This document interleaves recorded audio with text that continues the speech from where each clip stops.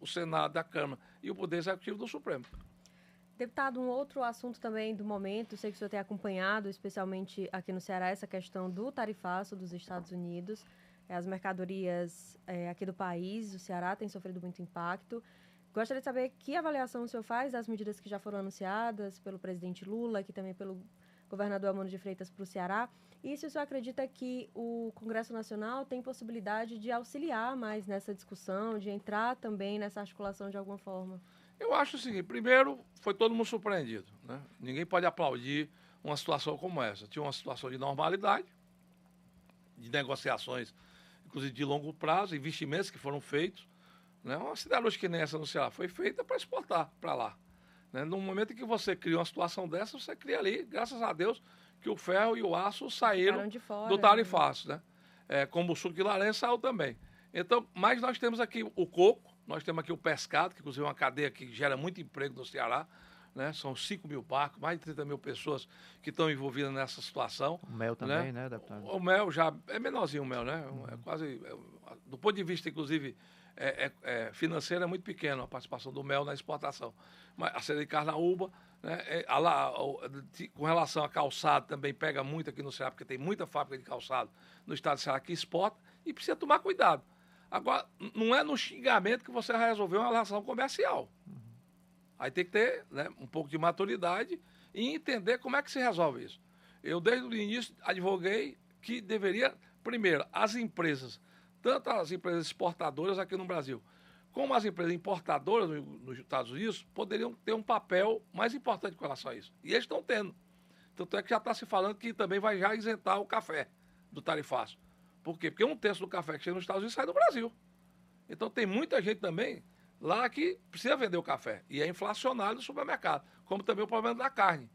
Então tem situações em que as empresas, por si só, elas têm um papel econômico tanto aqui como lá. E do ponto de vista político, é que a gente não pode fazer disso um palanque. Então não tem sentido nem buscar na agressão, né, nem na ironia, tentar resolver um problema tão sério. A coisa é muito séria.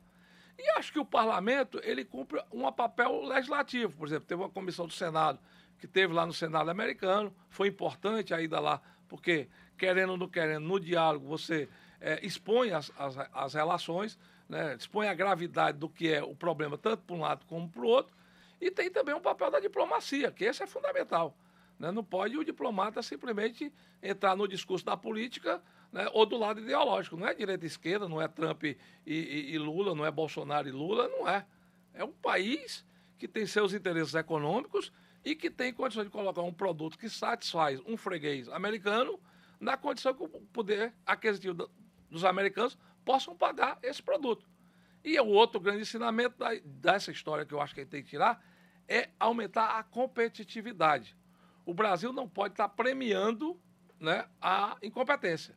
Então, muitas vezes o subsídio, né, muitas vezes o estímulo, em vez dele ele tem que resolver um problema pontual como agora, né, buscando ampliar os prazos com relação às empresas para o pagamento dos seus tributos, né, incentivando, inclusive, elas a atravessarem esse momento na busca de novos mercados, mas nós não podemos também cair naquela esparrela de colocar dinheiro público, né, no privado sem ter a expectativa do retorno, porque nós já estamos com uma conta fiscal muito desequilibrada.